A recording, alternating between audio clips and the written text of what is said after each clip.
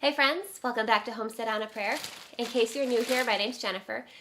Today in my kitchen we're going to be starting the process of getting ready for Thanksgiving dinner. Now at the time that I'm filming this, Thanksgiving is still a few weeks away, but I like to get some prep work done as early as possible. So one thing that I'm going to prepare ahead of time is my cranberry sauce. So today we're going to be making a really simple cranberry sauce recipe. We're actually going to be making this recipe two different ways so we can compare which one we like better. We're also going to be canning this recipe. As I said, Thanksgiving's a few weeks away and we want to make sure that this is good for Thanksgiving. So what we're going to do today is we're going to make the basic cranberry sauce recipe from the National Center for Home Food Preservation. I will link that recipe below, so feel free to follow that link and grab the recipe if you're interested in trying this. I have made the basic recipe before. It is super easy. We're also going to be trying a variation on that recipe where we replace the water with orange juice. That is a safe substitution for a canning recipe because by replacing water with orange juice, we are not altering the density of the recipe and we are making it more acidic because we're replacing a neutral ingredient with a more acidic ingredient. So we're going to make our classic cranberry sauce and we are going to make orange cranberry sauce. So you can see here I have my two pans ready for our two cranberry sauce recipes. We're going to start by measuring out 4 cups of cranberry sauce to go in each recipe.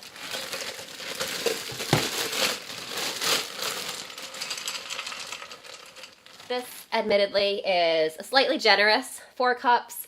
We don't need to be as precise with this recipe because cranberries are a high acid ingredient. So by increasing the amount of cranberries, we are not going to make this product unsafe.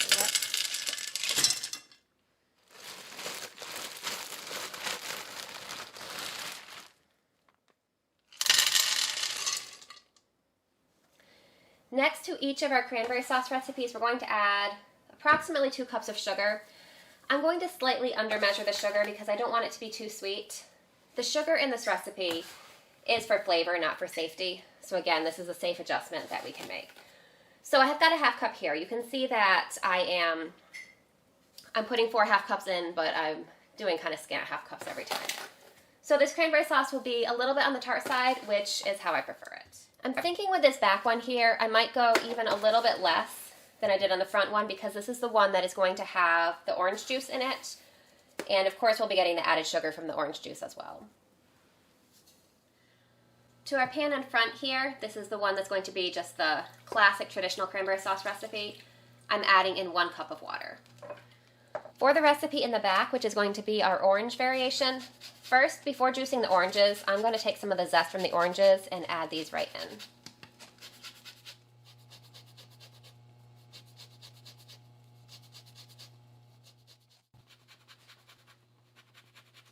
Next, we're going to juice these oranges here for our orange flavored cranberry sauce, and I want to end up with about a cup of juice.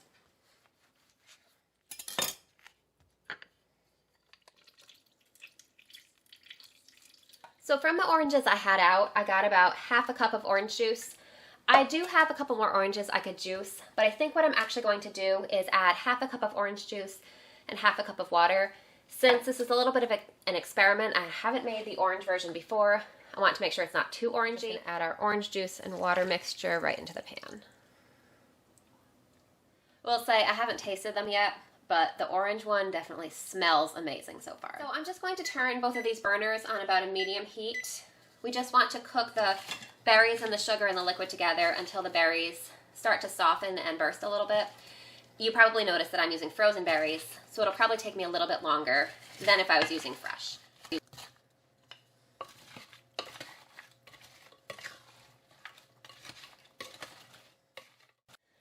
So as you can see, our berries have heated up and they're quite a bit softer now. Now I'm going to say that I just reread the recipe and I apparently was not supposed to add the sugar yet. I was supposed to just boil the cranberries in the water or the orange juice and then add the sugar afterwards, which I obviously did not do. So we're going to proceed with the recipe. I think it's going to be okay anyway, but I'll definitely let you know how it goes. Now, this is where you have a couple choices. If you want to make a whole berry cranberry sauce, you can just leave it like this and jar it up and can it how it is. If you want a crushed cranberry sauce, you can go ahead and mash it up with a potato masher. I actually prefer a jellied cranberry sauce. So what we are going to do is run these cranberries through the food processor to get them completely pulverized. You could also mash them up and put them through a strainer. I just like the food processor because it's a little bit less work. We are going to start with our plain cranberries first, just to make sure there isn't any transfer of flavor. So you can see I have my food processor fitted with the blade attachment. We're just going to pour these cranberries in and get them essentially pureed.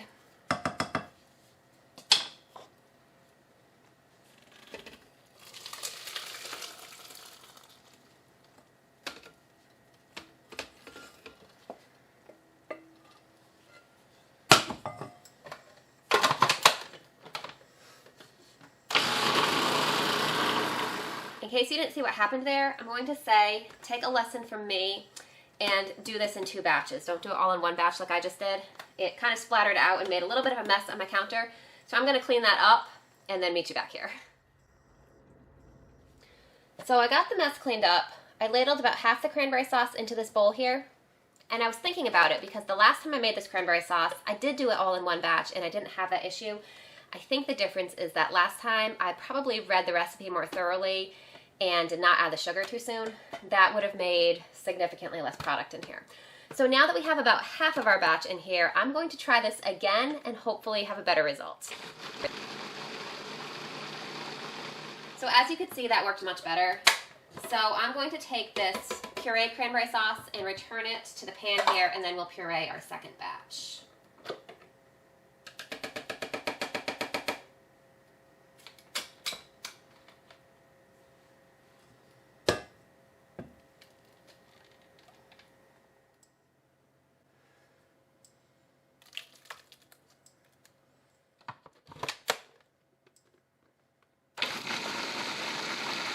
So if you're like me and you accidentally add all your sugar right at the beginning, definitely do this in 2 batches.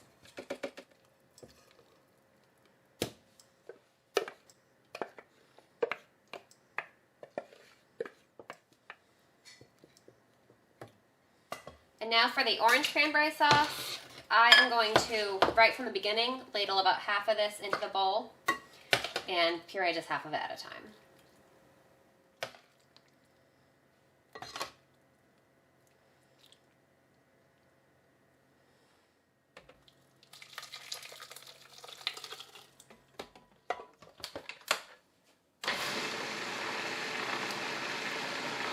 So our orange cranberry sauce, or the first batch of it anyway, is pureed. Now, I will say, when I did this last time, when I did it the right way, I think I got a slightly better texture. It seems like there's just a little bit of pieces of cranberry skin that didn't get fully incorporated. I don't want that in my final product. So when I add this back to the pan, I'm just going to strain it through this strainer to remove that.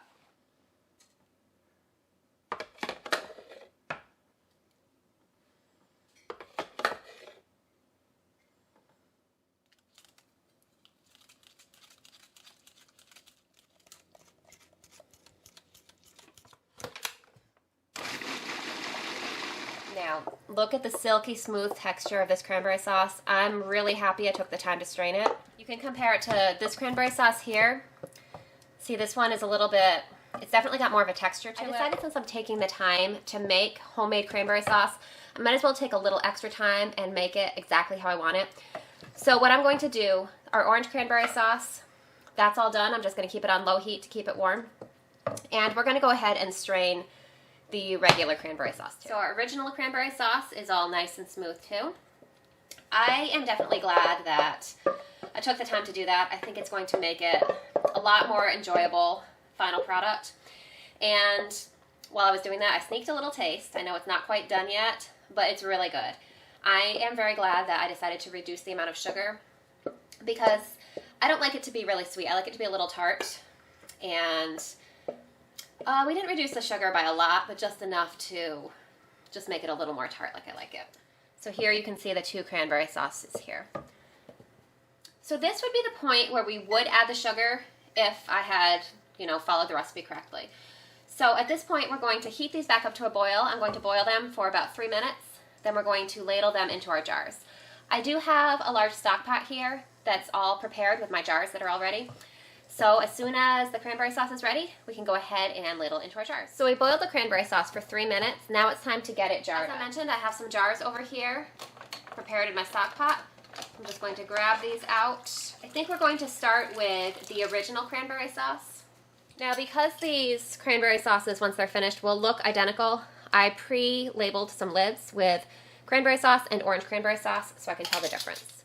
This recipe says that we should get about 4 of these half-pint jars.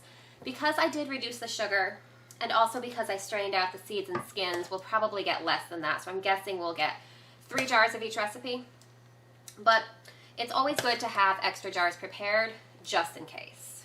So I'm ladling this into the jar here. We want to leave a 1/2 inch headspace, which means we want 1/2 inch between our product and the top of the jar. Once we get our jar packed, we're going to just debubble it by running a knife down the sides. And then I'm going to take a damp paper towel and clean off the rim of the jar. Any residue that's left on the rim of the jar can interfere with our jar sealing properly. We obviously don't want that. We're just going to tighten our lid to fingertip tight. Add this one back into the canner and do another jar.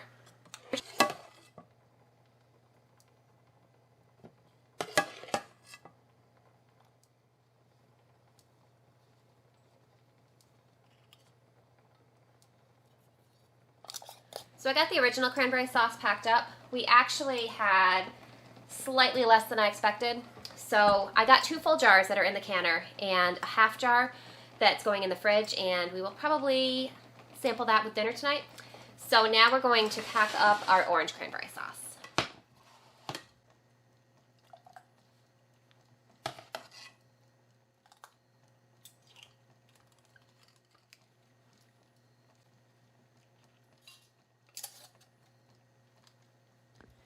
So we got just over 3 jars of the orange cranberry sauce. So I've got 3 jars of that in the canner, plus 2 jars of the original. I've got a little bit extra of each in my fridge. Now we're going to go ahead and process these cranberry sauce jars. Now at my altitude, I'm supposed to process this size jar for 15 minutes. That means I'm going to cover my canner, I'm going to bring it up to a full boil, and once it reaches a full rolling boil, which shouldn't take too long because I've had it heating up this whole time, then I'm going to set my timer for 20 minutes. At the end of 20 minutes, I'm going to turn off the heat, leave the jars in the canner for now. I'm going to take off the lid and let them cool in the canner for 5 minutes. After that 5 minutes goes by, I can take the jars out and let them cool down to room temperature on a kitchen towel. And then hopefully we'll hear the really exciting sound of the jars pinging.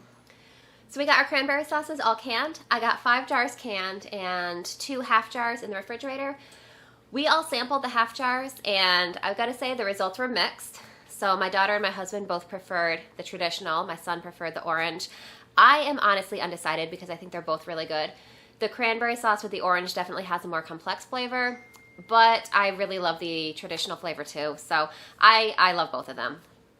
So we're gonna go ahead and serve both flavors at Thanksgiving and see what our guests think. So thank you so much for hanging out with me today. I'm definitely going to link this recipe in the video description. I hope that you will make this as a really easy Thanksgiving side dish. Anything that you can make ahead is a great stress saver for a big meal like Thanksgiving Day.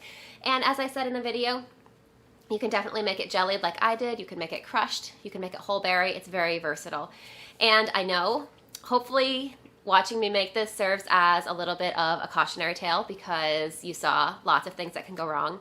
But I will say, even with all of that, it turned out delicious. So it's a very easy recipe, and I definitely encourage it to give you a try. I hope you're having a great day. I hope you're looking forward to Thanksgiving, and I hope that you are ready to enjoy your holidays with a lot less stress. So I hope you're having a great day, and I can't wait to see you next time.